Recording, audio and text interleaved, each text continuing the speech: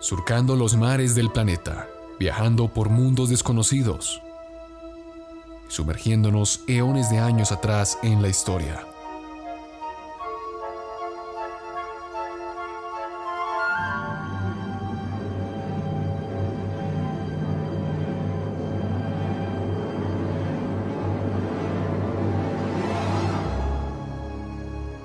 Bienvenido, estás a bordo del Nostromo. Saludos tripulantes, bienvenidos a bordo del Nostromo. Hoy estamos celebrando que llegamos a más de 2000 tripulantes en esta nueva nave que es a bordo del Nostromo. Más adelante tendremos una celebración especial, haremos algo especial en un episodio, pero por ahora yo quiero decirles que yo soy Juan Manuel Correa, periodista y aficionado a la historia, que los llevará en un viaje a través del espacio en búsqueda de las historias más interesantes, más curiosas y más intrigantes que la historia de la humanidad nos tiene para ofrecer. Comencemos.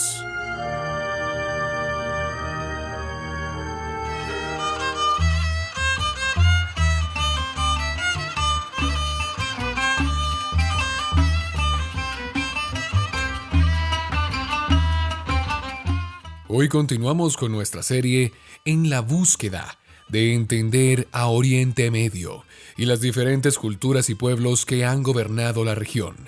Hemos hablado de los persas como grandes influyentes y gobernantes desde la antigüedad. También dedicamos 2 capítulos enteros al dominio árabe en la región, su esplendor cuando fueron organizados en califatos, el Islam y su declive a mano del pueblo que hablaremos el día de hoy. Y es que como adelantamos en el episodio anterior, cuando caen los grandes califatos de la dinastía Abbasí, son los turcos los que se toman el poder de la mano de los mongoles y otros pueblos de los que los árabes se habían salvaguardado por siglos. Pero ojo, la historia turca no inicia con la caída de los pueblos árabes. Los turcos son mucho más antiguos de lo que se imaginan. Y muchos suelen caer en la falacia de pensar que la aparición de este pueblo se da con el inicio de los selyúcidas o de la Casa de Osmán, es decir, el Imperio Turco Otomano. Como hicimos con los persas y con los árabes, tendremos que remontarnos muchos siglos en el pasado y rastrear los orígenes de un pueblo que creció hasta convertirse en un gran imperio en la era otomana. Hago un disclaimer, una precisión. Si bien hablaremos del gran imperio de los turcos otomanos, este no será el eje central del episodio. Recuerden que estamos buscando entender quiénes son los actores y las historias detrás de los que han habitado y siguen ostentando el poder en Oriente Medio. Si quieren profundizar un poco más en el esplendor y la caída del Imperio Turco Otomano, en el canal dedicamos un episodio entero a entender el esplendor y la caída, y por supuesto, el problema que fue la caja de Pandora turco-otomana. Pero hoy, prepárate, porque nos adentraremos en las hordas turcas que se extendieron por todo el continente asiático. Visitaremos Estambul y su gloria antigua, surcaremos los mares del Mediterráneo y nos extenderemos por África, Europa y Asia, pues el Nostromo visitará al pueblo turco.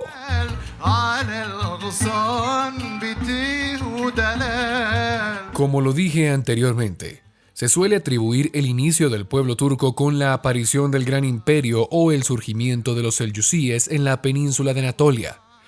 Pero la realidad es que tanto persas como árabes y muchas otras culturas tuvieron que vivir con los pueblos turcos desde tiempos muy antiguos, incluso los pueblos chinos. Y usted me dirá, ¿cómo así que los chinos convivieron con los turcos? Bueno, primero definamos algo.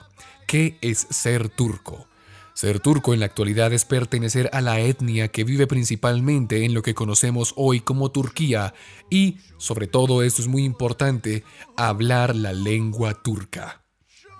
El primero de referirse al término turco fue el historiador Heródoto, casi 400 años antes de Cristo. El griego usaba el término de Turcae, que se refiere a los pueblos que habitaron en los bosques al norte del mar de Azov, es decir, un poco al norte del Mar Negro. Sin embargo, las primeras referencias que encontramos definidas de los turcos como los conocemos hoy en día vienen principalmente de fuentes chinas a finales del siglo VI que se refieren a un grupo llamado los Göturks. Este era un pueblo nómada que se movilizaba en el interior del Asia. Por lo tanto, muchos creen que los turcos vienen desde la lejana Asia, incluso pertenecientes a las tribus mongolas que estaban muy lejos del lugar que residen hoy en día, que es Anatolia, la península que conocemos como Turquía.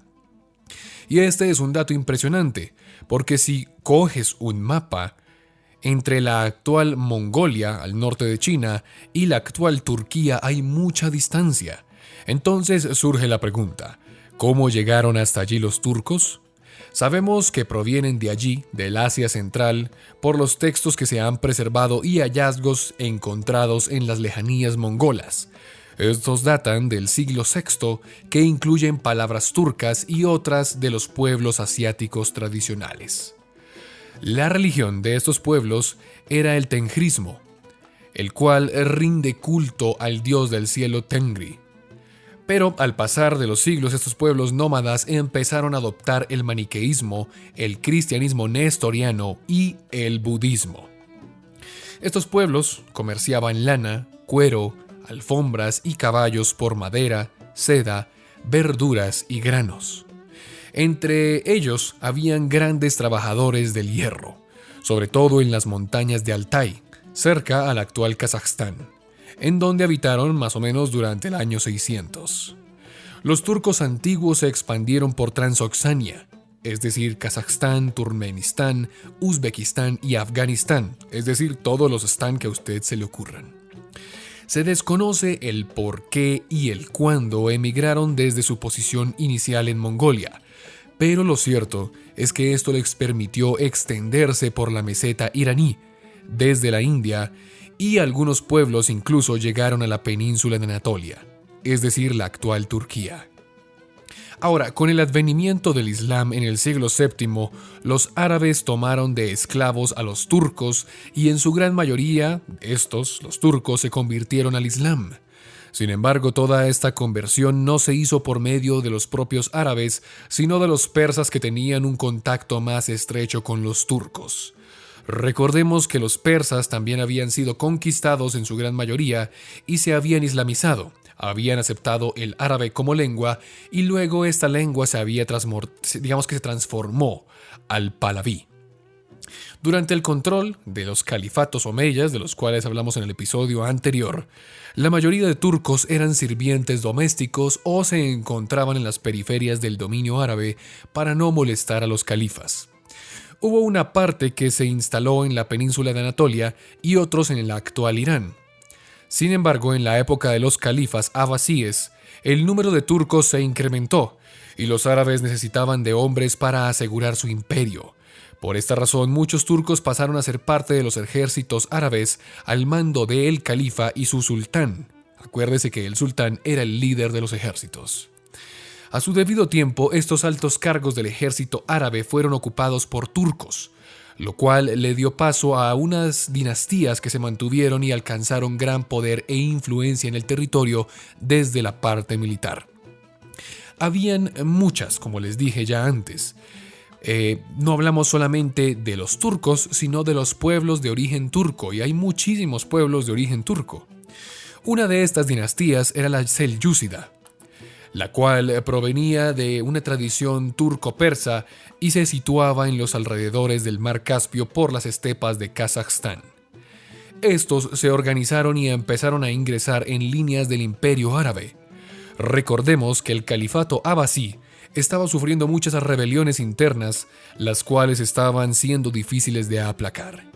Es aquí donde aparecen los selyúcidas, comandados por un hombre llamado Tugril Beg, los cuales se quedan con el control de los abasí e instauran una dinastía en el control del califato, el cual toma Bagdad en el año 1055. Acuérdense que Bagdad era la capital de los califas abasíes. Ahora, estos turcos selyúcidas ganaron la batalla de Manzikert en el año 1071 y conquistaron gran parte de Anatolia, recuerden la actual Turquía. También del Imperio Bizantino, que se convirtió en una de las razones, por supuesto, de la Primera Cruzada. El Imperio Bizantino empezó a ver que estos turcos se le empezaron a meter en el año 1095, y pues dijeron, toma tu cruzada, aquí está tu cruzada. Así fue como empezó la Primera Cruzada. Ahora, desde el año 1150 al 1250, el Imperio Selyúcida definió y fue invadido por otro actor. Este actor fueron los mongoles.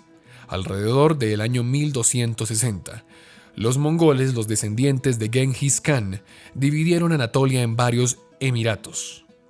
A este periodo se le conoció como la era de los Beylacatos de Anatolia. Y todos estos pequeños emiratos o principados eran gobernados por un hombre que se le llamaba bey, el cual se encargaba de una pequeña porción de la península. Entonces, recapitulemos, los selyúcidas tuvieron toda la península de Anatolia, se le metieron al Imperio Bizantino, y un siglo después, los mongoles llegarían y fragmentarían la península en diferentes emiratos, los cuales eran gobernados por un bey. Y uno de estos emiratos fue uno que tuvo origen en una gran familia, la cual había sido fundada por un hombre llamado Osmán. A los habitantes de este beylacato se les conoció como los otomanos, y serían los descendientes de Osmán los que fundarían uno de los imperios más importantes de la historia, el Imperio Turco Otomano.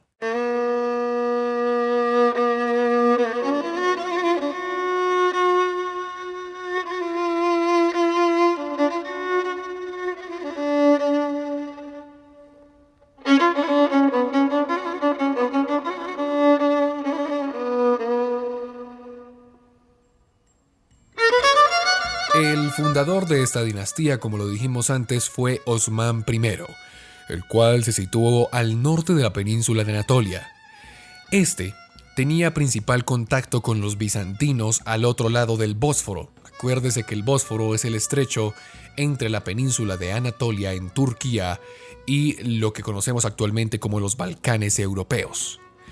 Este emirato atrajo a combatientes de las guerras de las fronteras y a nómadas turcos que se desplazaban hacia el occidente en búsqueda de tierras de pastoreo, pero también en búsqueda de protección.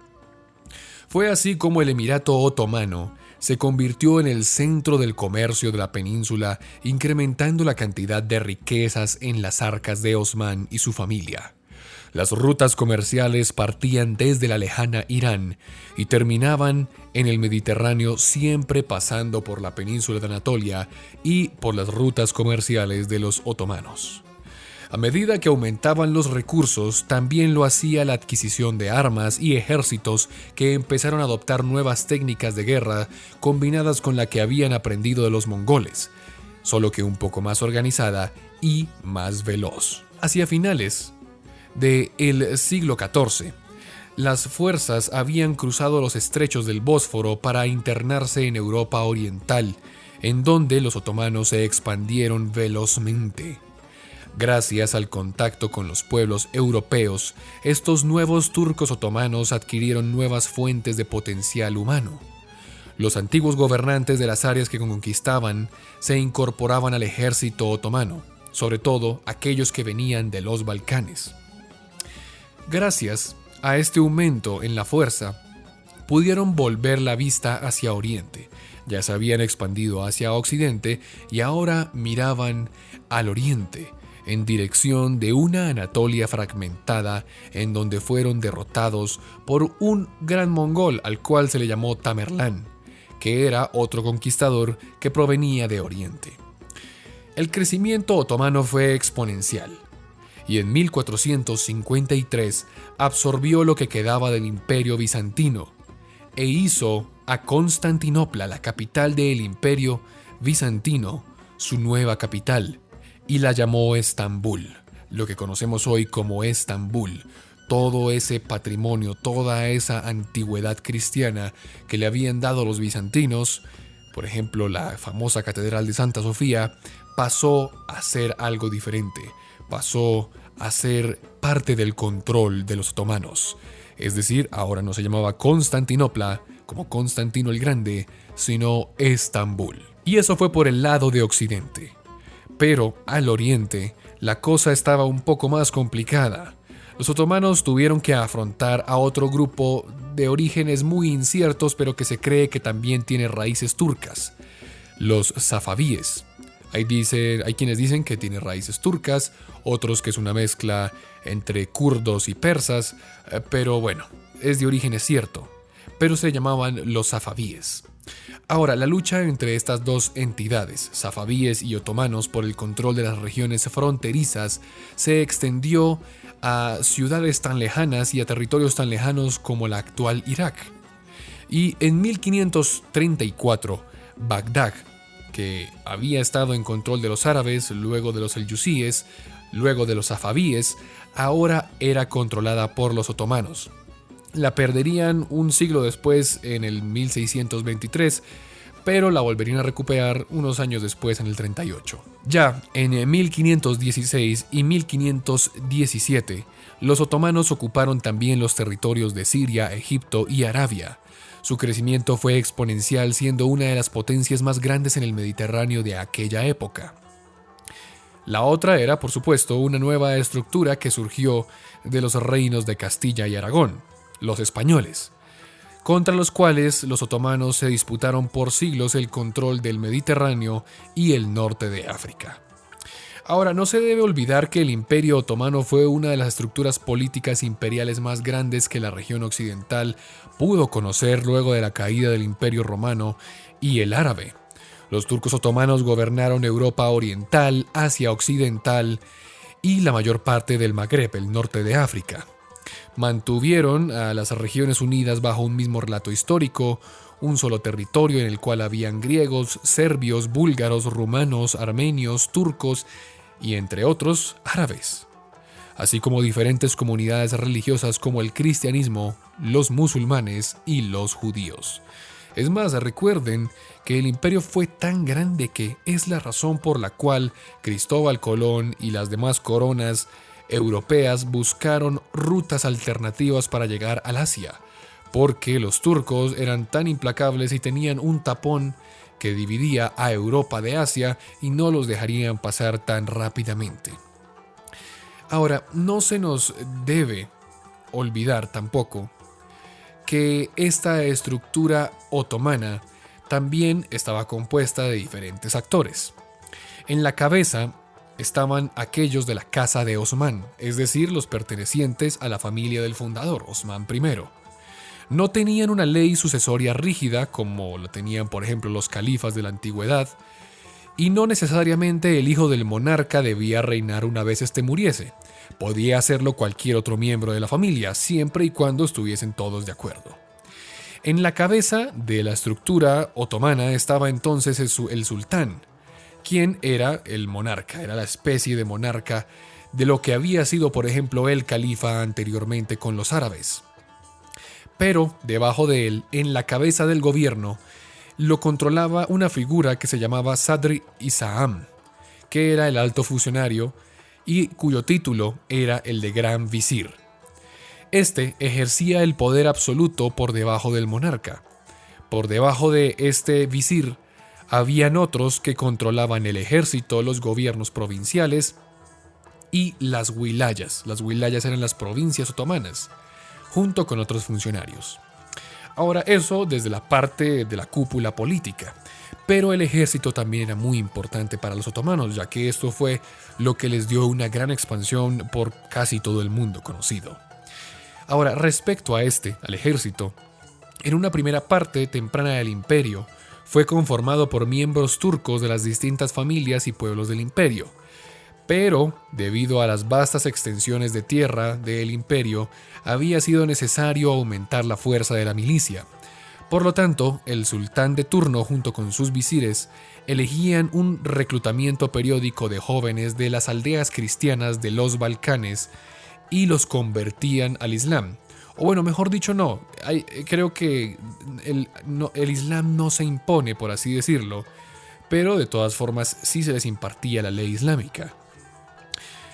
Ahora, Este reclutamiento a veces era forzado, y eso sí hay que decirlo, y no tanto porque fuesen musulmanes contra cristianos, sino porque eran los turcos que necesitaban cierta fuerza pública, ¿no? A estas fuerzas de combate, que eran muy allegadas al sultán, se les conoció como los genízaros. Y ojo, porque estos serán fundamentales después. Aquí los seguidores de la saga de videojuegos Assassin's Creed recordarán que en varios de los videojuegos aparecen los famosos genízaros. Ahora, el sistema de control del gobierno se reproducía en todo el imperio, lo que acabo de mencionar aparecía en todas partes. A medida que los otomanos anexionaban nuevas tierras, se designaban gobernadores en las ciudades más importantes y sus áreas colindantes. Allí se instalaban tropas de jenízaros imperiales para mantener el orden. Al igual que los árabes lo hicieron en el pasado, los turcos otomanos instauraron un sistema de impuestos a la tierra, también a los artículos del mercado y a los cristianos y judíos que pagaban por protección, al igual que, como les dije, lo habían hecho los árabes en el pasado. Ahora ustedes se preguntarán, ¿cómo era la relación de los turcos con el Islam? Ya que en los episodios pasados, tanto persas como árabes, hemos visto que esta religión ha sido fundamental en Medio Oriente y la ha formado también en cierta forma. No podemos hablar de Medio Oriente y sus culturas sin hablar del Islam. Y hay que recordar que los turcos se habían convertido en su gran mayoría a esta famosa religión. Lo primero que hay que decir es que el título de Padishah o Sultán tiene más que todo un origen persa, y eso es verdad, pero se vieron permeados por la tradición islámica. Por lo tanto, el sultán era también heredero de los califas. Me explico. A veces los otomanos utilizaban el título de califa, pero este ya no implicaba ninguna pretensión respecto del tipo de autoridad universal o exclusiva que antes se había concedido a los califas árabes precedentes como grandes líderes del Islam. Era más bien un gobernante local y lo usaba, digamos, su título para fines aprobados por la religión. Los otomanos defendieron las fronteras del Islam y las ampliaron cuando pudieron. Recordemos que hacia el oriente, en Irán y alrededores, estaban también los safabíes, que eran musulmanes al igual que los turcos otomanos, solo que los safabíes eran chiitas. Y hasta el día de hoy, los iraníes siguen siendo en su mayoría chiitas. Los turcos otomanos, por su parte, fueron desde sus inicios suníes. Si usted no sabe a lo que me refiero, vaya a los episodios anteriores en donde explicamos un poco la diferencia entre estas dos ramas del Islam. Ahora, el sultán no solo era el defensor de las fronteras del Islam, sino también el protector de los lugares santos, la Meca y Medina en Hiyaz, Jerusalén y Hebrón en Palestina. Todos los años millares de peregrinos llegaban a las ciudades santas de las regiones del Islam. Estos venían desde lugares como Yemen, África, Irak, Arabia Central, El Cairo y Damasco. El sultán también mantuvo la Sharia, es decir, la ley islámica, como forma de gobierno, al igual que lo hicieron los califas árabes anteriormente. La diferencia es que recordarán que en el caso de los árabes habían unas figuras llamadas los ulemas, es decir, sabios que se encargaban de la jurisprudencia y otros asuntos árabes basados en la ley islámica. Pero en el caso de los árabes, ellos, si se acuerdan, los ulemas no tenían ninguna relación estrecha con el monarca. Ellos no podían mezclarse con los asuntos del monarca. Podían aconsejarlo, pero no podían mezclarse con ellos. Ahora, los turcos hicieron algo diferente. Los ulemas sí podían trabajar de la mano y en sinergia con el sultán. Entonces aquí hay una distinción muy grande. Los otomanos crearon un grupo de ulemas oficiales paralelo al cuerpo político, militar y burocrático, y a este grupo de ulemas les dieron poder. Esto provocó que la ley islámica, la Sharia, no fuese la ley única del imperio como sí había pasado con los árabes. El sultán consideraba necesario reafirmar su autoridad y cumplimiento de la justicia. Por lo tanto, estos adoptaron decisiones que parecieron acordes a la ley islámica. Además, un decreto que daba un sultán y que se añadía a la ley, este se mantenía por el resto de generaciones. Es decir, que si al sultán Juan Manuel se le ocurrió decir que todas las mujeres tenían que andar en zapatos rojos, todas las demás generaciones de sultán tenían que mantener esa misma tradición debido al decreto. Y bueno, más o menos esa era la sociedad turca. El imperio creció y se expandió por gran parte del mundo conocido como ya lo sabemos. Pero sus antecesores, los árabes, también tuvieron algunos problemas que los turcos también tendrían, y los cuales los llevaron a un lento pero seguro declive.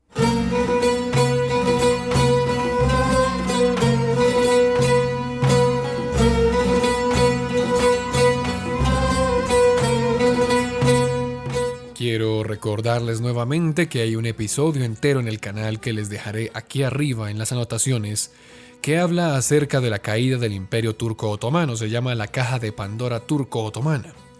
Por lo tanto, hoy no me voy a centrar en esto, pues es un tema muy extenso y no nos daría tiempo para abarcarlo todo el día de hoy.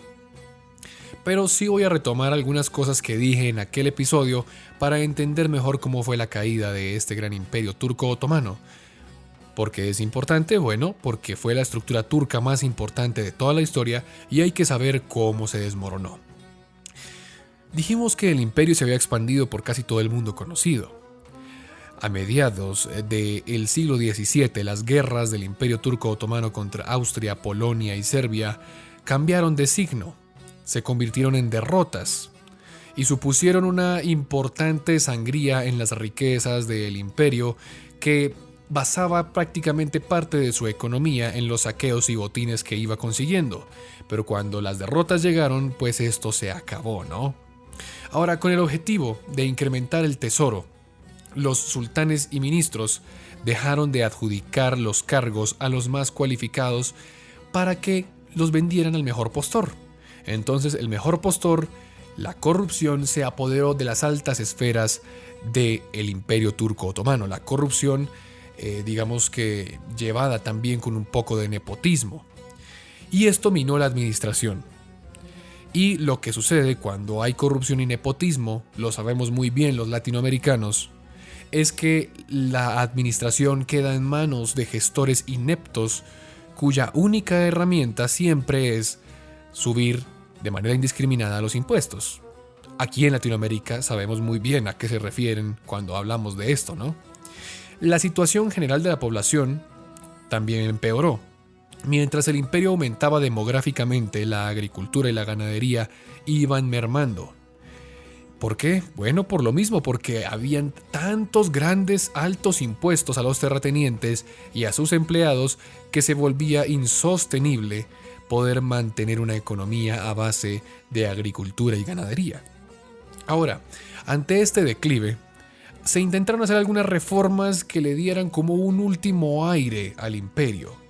Hay que decirlo, Selim III, que gobernó desde 1789 hasta 1807, fue uno de los primeros sultanes que intentó sanear todo este tema de la administración, intentando acabar con la corrupción y el nepotismo. Incluso quiso hacer acercamientos con el modelo europeo y poder modernizar un poco el país. Recordemos que para 1800 estamos hablando de que durante el siglo XIX se empezaron a dar las grandes revoluciones industriales y el Imperio Turco Otomano nunca se subió a esto. He escuchado a mucha gente que dice, oye, es que el Islam deja que la gente sea atrasada y hoy en día si todos fuéramos islámicos seríamos más atrasados. No, no es que el Islam te vuelva atrasado, no. Es la corrupción, el nepotismo y todo este tema que estaba ocurriendo en el Imperio Turco Otomano, que no estaba pasando tanto en Europa, pues que básicamente cuando la industrialización llegó al Imperio Turco Otomano a finales del siglo XIX ya era muy tarde. Ahora, estas medidas adaptadas que Selim III intentó proponer fue la creación de un nuevo ejército. ¿Por qué? Porque se acuerdan de estos genízaros que estaban al servicio del sultán. Bueno, estos hacían parte de la corrupción y hacían parte también del nepotismo.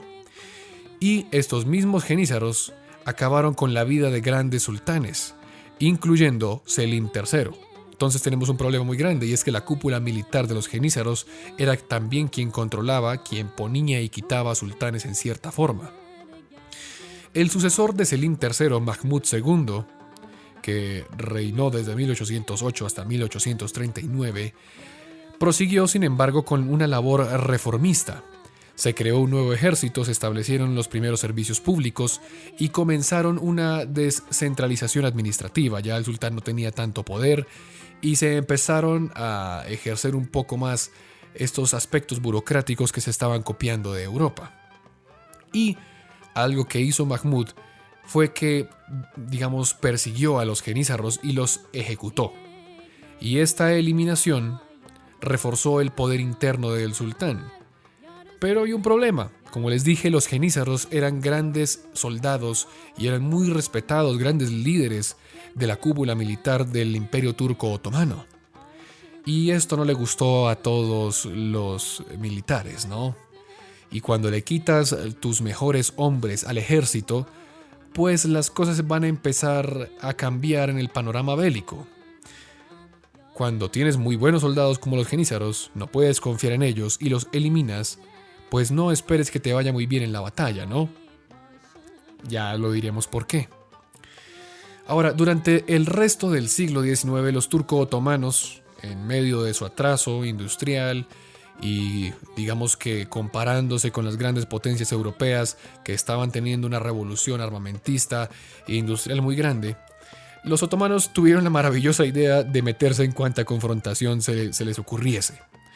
Y para expandir este tema un poco más, se los dejo, o mejor dicho, les dejo que puedan ver el episodio que hicimos acerca del genocidio armenio, en el cual tocamos un poco más estas derrotas que perpetraron grandes actores como Rusia y como otras naciones al Imperio Turco Otomano durante el siglo XIX. Ahora, todo esto, todo este montón, este sinnúmero de guerras en las que se metió el Imperio Turco Otomano para expandirse y para mantener su territorio, generó un declive y una angustia económica que lo amenazaba constantemente. Los cambios acelerados para ponerse al día con los nuevos tiempos suscitaron también violentos enfrentamientos entre los que pedían unas reformas más radicales y ambiciosas y aquellos que veían toda esta modernización como una intromisión extranjera que también podía verse en contra de las tradiciones islámicas. Ahora, en 1876, la oposición política consiguió que se promulgase la primera constitución en la historia turca, que terminaba con el absolutismo y convertía al sultán en un monarca constitucional. Y ustedes dirán, bueno, perfecto, llegó la democracia, llegó el nuevo modelo parlamentario a Turquía, todo va a mejorar, ¿no? La verdad es que no. De hecho, al poder llegaría uno de los hombres más terroríficos que ha visto la historia, y no estoy hablando de Oriente Medio, sino en general, un genocida a mano pura y dura. Estoy hablando de Abdul Hamid II, el famoso sultán rojo, llamado así, por sus sanguinarios métodos de poder aplacar a la oposición y al resto de culturas que no eran turcas. Él intentó restablecer el absolutismo e impuso una política despótica de centralización y, modernizó un poco el país, pero ¿a qué costo? Su sangrienta represión de los levantamientos nacionalistas no hizo sino agravar la situación y provocar un alzamiento del ejército. En este caldo de cultivo contra el nuevo absolutismo fue tomando protagonismo un nuevo grupo de personas llamado el Partido de los Jóvenes Turcos, el cual fue formado por oficiales jóvenes del ejército e intelectuales que deseaban poner remedio a toda esta corriente despótica de Abdul Hamid II.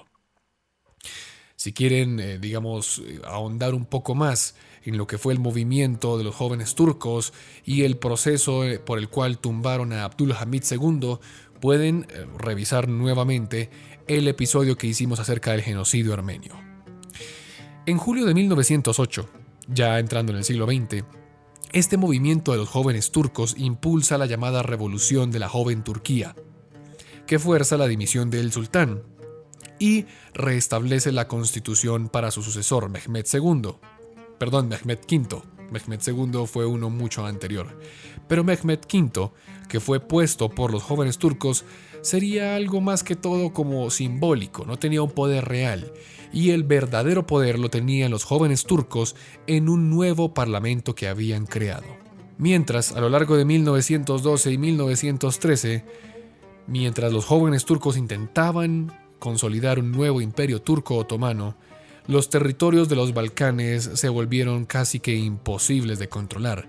Y recordemos que aquí es donde inician las famosas guerras balcánicas, las cuales después serían la causa de lo que sería la Primera Guerra Mundial, en la que el imperio turco-otomano se pondría del lado de Alemania y Austria-Hungría, los imperios centrales.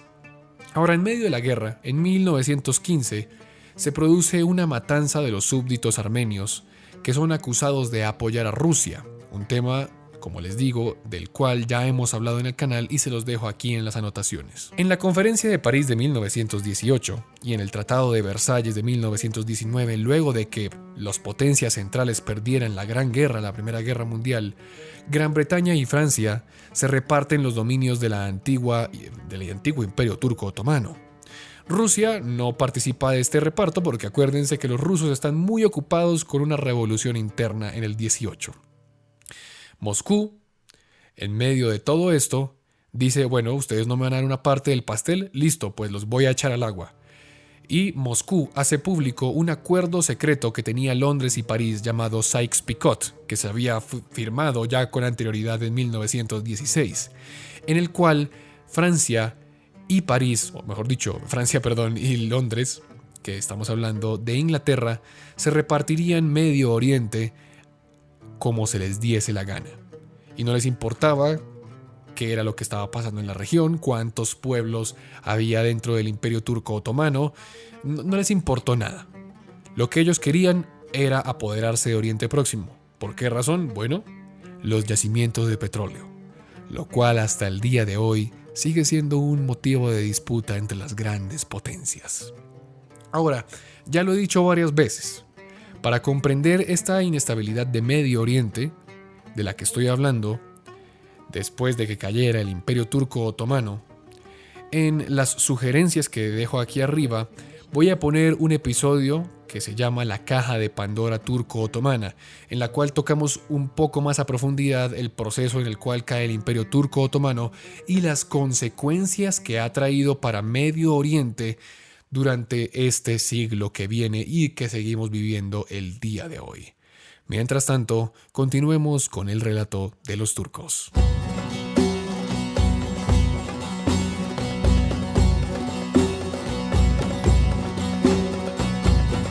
Bueno, ¿qué pasó después de todo esto? Por mandato, todas las provincias árabes quedaron en manos europeas, y el borrador del acuerdo exigía la partición de Anatolia y el reparto de los territorios de la población mayoritariamente turca entre los pueblos antevasallos de los otomanos pasaron a mano de todos estos grandes potencias europeas, en especial Inglaterra y Francia. Ahora, en la práctica, el Imperio Turco-Otomano quedó reducido a la Anatolia central, de donde habían salido prácticamente. Nadie quería esa porción. Estamos hablando de Bursa, Ankara y Samsun, que se da un poco hacia el lado del Mar Negro, y seguía teniendo a Estambul como capital. Ahora, la oposición a las condiciones impuestas por este tratado las haría un hombre al cual le reconocen como el padre de los turcos, Mustafa Kemal Atatürk. Mustafa Kemal Atatürk, o como lo conocían, Atatürk, era un militar muy respetado de la nación. Había sido un gran héroe en la victoria de Galípoli en la Primera Guerra Mundial. Atatürk y los suyos se dedicaron a derribar no solo el tratado que había sido impuesto por los ingleses y los franceses, sino también el actual gobierno otomano, que se había atrevido a firmarlo. Recuerden que el Imperio Turco Otomano estaba en manos de un gobierno que era parlamentario. Atatürk dice, oigan, no, ustedes no le van a entregar lo que nos queda todavía como turcos, no se lo van a entregar a las naciones de la tierra. yo voy a deponer al gobierno actual y de paso voy a hacer trizas ese tratado. Y es así como Atatürk, en medio de 1922, empieza a abrir varios frentes. Uno contra el gobierno, otro en Sicilia contra los griegos y otro contra los armenios en el Cáucaso. Estos armenios nunca se salvan, siempre salen con las de perder cuando se trata de turcos. Luego se pacta un armisticio con Grecia en octubre de 1922 y la Gran Asamblea Nacional Turca vota el 1 de noviembre la abolición del sultanato otomano. Es decir, que a partir del 1 de noviembre de 1922 se acababa la figura del sultán. Y estamos hablando de una figura muy antigua, tan antigua como incluso el Imperio Árabe. El 17 de ese mes, Mehmed VI se convertiría en el último sultán y partiría al exilio. Se ponía fin a más de 6 siglos de imperio. En julio de 1923, el imperio que conocíamos como turco otomano había caído completamente. Y el gobierno turco, el nuevo gobierno turco que estaba dirigido por Atatürk, firmaba en Lausana un nuevo tratado con las potencias vencedoras de la Gran Guerra, en el que reconocían la independencia de Turquía y se aceptaban las fronteras situadas más o menos en los límites que hoy conocemos. Echaba a andar, así además, la República de Turquía, bajo el timón del padre de todos los turcos, Kemal Atatürk. Y Atatürk se encargaría en los posteriores años de rescatar la identidad turca y formar lo que conocemos hoy como la actual Turquía, dejando a otros pueblos como los armenios, los kurdos y los griegos a un lado. El día de hoy, los turcos son los que habitan en Turquía, los que hablan el turco y se reconocen como tal, los turcos. Y son, junto con los iraníes y los saudíes, los árabes saudíes, los que mandan la parada en Medio Oriente. Y por esta razón iniciamos esta serie, que le daremos un stop el día de hoy. En la actualidad, Irán, Arabia Saudita y Turquía son el resultado de los 3 pueblos que componen esta serie, persas, árabes y turcos respectivamente. Es por esto que me alegra haber pasado por estos pueblos junto con ustedes, para que entendamos que no son lo mismo, que Medio Oriente no está lleno solamente de árabes. Entendamos su historia e importancia, el por qué el día de hoy se siguen enfrentando entre ellos y más o menos entender también cuál es el futuro de la región. Recordemos, no todos en Medio Oriente son árabes, no todos en Medio Oriente son musulmanes. Tenemos zoroastristas, cristianos, judíos, tenemos varias razas como los kurdos, los armenios, tenemos a los árabes, a los persas y a los turcos. Y sé que bueno, ustedes dirán, oye Juan, pero ¿qué pasa con estas 3 culturas árabes, persas y turcos a lo largo del siglo XX? Bueno, para eso dedicaremos algunos episodios en el futuro, pero por ahora lo dejaremos aquí. Vamos a dejar esta serie de Entender a Medio Oriente un poco congelada y la retomaremos en otra ocasión, pues no hay zona más movida en el mundo durante el siglo XX que Oriente Medio, y para eso hay que dedicar unos capítulos especiales. Hasta entonces, el Nostromo se embarcará en otras aguas de la historia.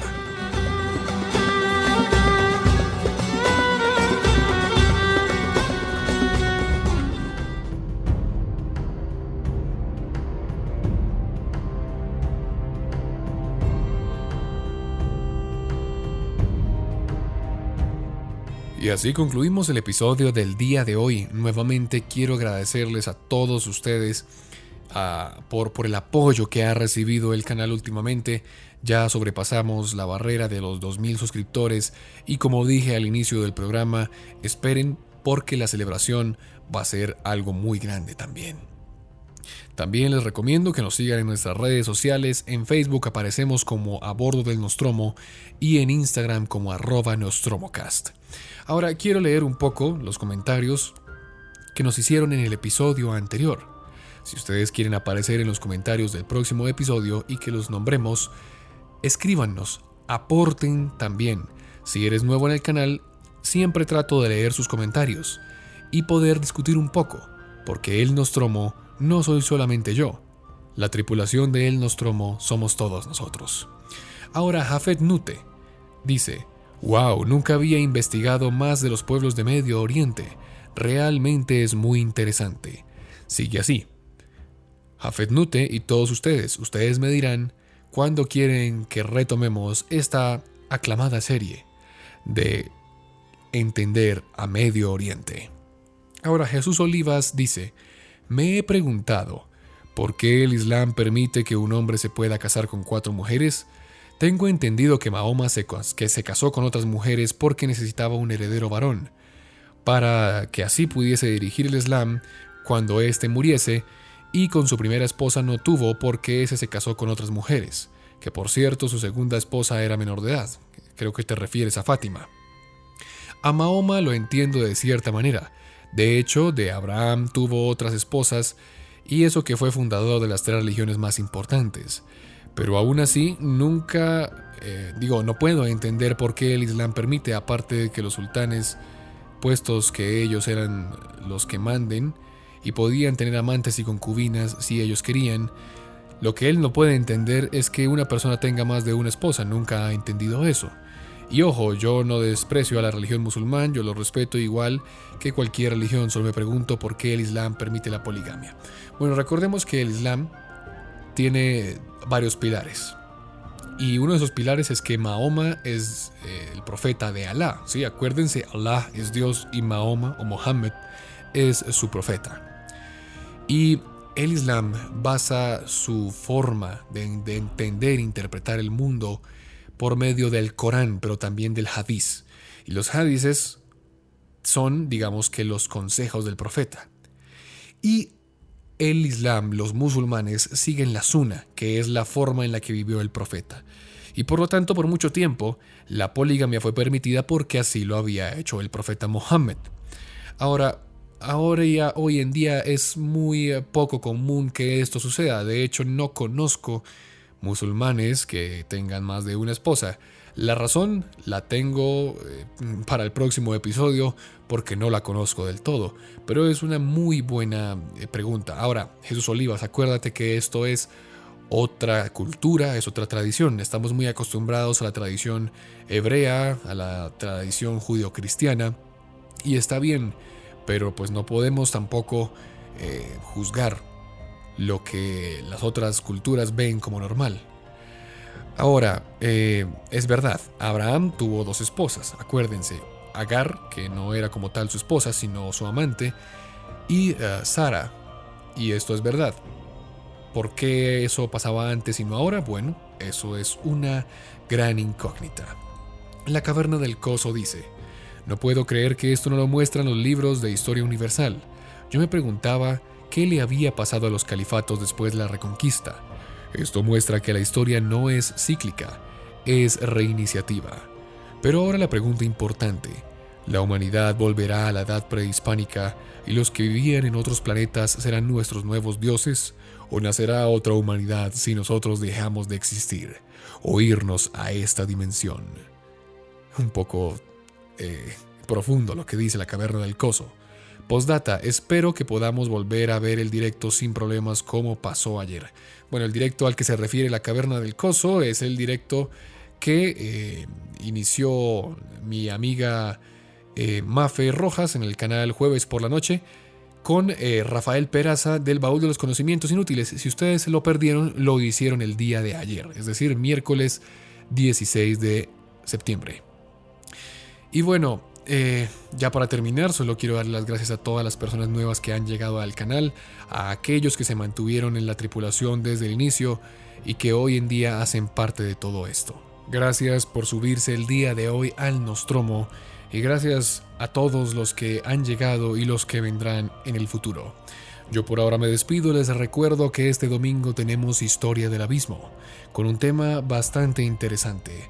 Y prepárense porque octubre está lleno de muchas sorpresas que la historia de la humanidad nos tiene para ofrecer. Yo me despido y nos vemos en el próximo episodio, aquí, a bordo del Nostromo.